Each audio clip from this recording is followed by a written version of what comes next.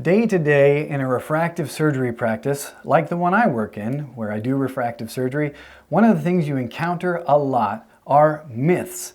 Now myths, we're not talking about werewolves, although you probably didn't think we were. You probably thought we were talking about LASIK myths, which we are. Myths are a result of either misinformation or information that's old and kind of changed over time like a game of telephone. And so you end up with what is now misinformation, even if it was accurate in some way in the past. Some of this has to do with older technology versus current technology, and other bits of it have to do with just plain old misinformation. Somebody said something with a certain amount of certainty, and then everybody said, yeah, that's probably true. So one of the old myths is the idea of, we're going to write down here, astigmatism. Now, the deal with astigmatism is it's an irregular curve on the front of the eye. So if we draw an eyeball here, we'll draw it right here, and you have this cornea on the front of it as light's coming in. If you have a cornea that's got a little bit of a squish to it in some direction, there's an irregular curve, that's astigmatism. The reason this matters is because the majority, not the minority, the majority of people with eyes have some level of astigmatism. And so there's this myth that still circulates today that LASIK cannot fix astigmatism. Now, how did we get to that myth? It's because it used to be true. LASIK couldn't fix astigmatism. Back when LASIK first came out, the whole goal of it was just, can we change this corneal shape in some way that's going to make this person less nearsighted? You couldn't do anything about farsightedness. You couldn't do anything about astigmatism. There was no FDA approval there for that because, and there shouldn't have been, because you couldn't do a good job of it.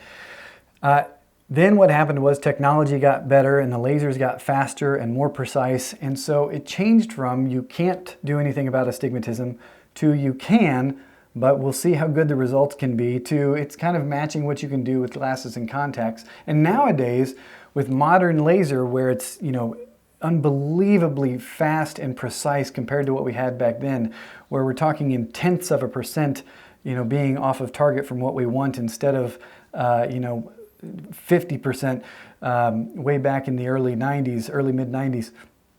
Now you can fix astigmatism in good candidates so that it's better than it is with their contacts or with their glasses. And so the idea that you can't fix astigmatism, not only is it no longer true, for a lot of people, and I have many of these patients, they see better than they ever did with their glasses and contacts because of LASIK, and it cured their astigmatism. It's not that it is astigmatism that you're correcting with a lens in front of the eye. It's that the astigmatism is no longer there. You've become part of the minority, somebody who has no astigmatism at all. Another one of the myths that comes up a lot is the idea of, that's an R, the idea of readers, which I will now attempt to draw. Let's see. Oh. There you go, like Dumbledore's glasses. So readers are annoying. If you don't have them, then God bless you, because you're fortunate. People that have readers, no one hates glasses more than people that wear readers. And the reason is, most of the time, if you need readers, you had good vision for a long time, and then slowly it started to get worse just for near vision, and so you have this pair of glasses that you can see fine across the room, but you have to put them on for everything up close, and you end up with 58 pairs of them. It's very, very annoying. So you can imagine why, if the myth of I'm going to need readers after LASIK, why, if that was true, it would be a bad bet. It wouldn't be a great idea to get LASIK, because as nice as it sounds, if you have bad distance vision, like, hey, what's wrong with a pair of readers? Dumbledore likes them. It's still way more annoying than words can convey to start needing readers. So the reason that this is no longer true is because we can now get a balance of blended vision between the two eyes, so that people don't need readers when they're done with this. Matter of fact, we have a lot of patients where their problem is that they need readers, and the cure for them to not need readers is LASIK. Now this has to do with your eye health and your age and a lot of the imaging diagnostics that we do at Hunter Vision. But the main point is, if you're a candidate, it means by definition that we are saying that we do not think you'll need readers when you're done with this. If you're in a situation where you're going to need readers after LASIK, we don't get to that point. We say you're not a good candidate for LASIK and we recommend not doing it. So the idea of needing readers after LASIK is a myth, if you find the right place. By the way, there's a lot of places that it's just kind of, yeah, we can fix your distance vision and you'll wear readers after. It's kind of a given. And that's part of why this myth continues, is because even though we have access to technology that makes it so that we don't have to wear readers afterwards, it requires a little bit more testing and a little bit more precision and a little bit more education to go through how that's possible. And so there's just a lot of places that just say, you know, you'll get your LASIK and then you'll need your readers after. But there are places, we're one of them, where you're not going to need readers after, or if you do, we just say don't do this. And then the third and most common myth is the idea of injury. And so how do I draw an injury? I don't know. A Band-Aid, a lightning bolt. LASIK protects you from lightning. No, this is just all I could think of.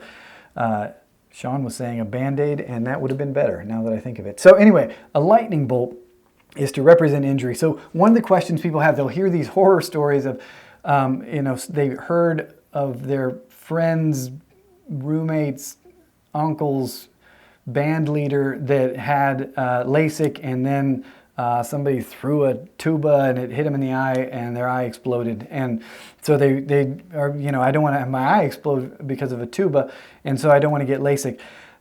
Now, injury, it's always been kind of overstated as a risk of LASIK. The amount of injury, even with older technology that was required to have a problem after LASIK, an injury that wouldn't have been there otherwise, was pretty high, pretty traumatic event. You know, a sharp tree branch in the eye, other things that are gross, so I won't go over them. But that was at least a little bit more common. It was still really, really rare. It's hard to find cases in the literature of too many of these happening, or people that ended up with poor vision because of it. But that was back when there was a blade involved with LASIK. So back with a blade, there was the cornea healed and there was a top coat of epithelium, but there wasn't as much strength to what you had done there as there is now, because now we're able to use a laser to create that layer. Now the difference with doing that with a laser is it's the difference between laying something neatly on the table and then, you know, having a little tiny napkin over the top of it and hoping nothing moves, versus with laser, when you create that layer, it fits back into the cornea the same way like the last puzzle piece of a jigsaw puzzle like sinks down in and fits flush. And so it sinks down in and fibroses around the edge on a microscopic level, and then there's this top coat to the point where anything that would mess that up later is something that would have by default lacerated, cut your cornea in some way. I have never, and this is in tens of thousands of patients, I've never seen somebody who after the first bit of healing over the first week has had some problem down the road from that. And I've seen a lot of different injuries over time, but it heals way different now, way better, more solid. Also, to speak to that same thing, it used to be in the armed forces that you would need to have PRK, where there's no layer, no flap, and ever since laser came out to do this, and it became this different procedure called SBK, which is basically just fancy modern LASIK, we now we do that on soldiers instead, because they're interested in getting back into, you know, fighting shape as quickly as possible. And so that is, if you're a Navy SEAL and you get vision correction now, it's LASIK, which is different nowadays. So those are some of the myths that were true or variations of true with older technology that thankfully we don't have to deal with anymore.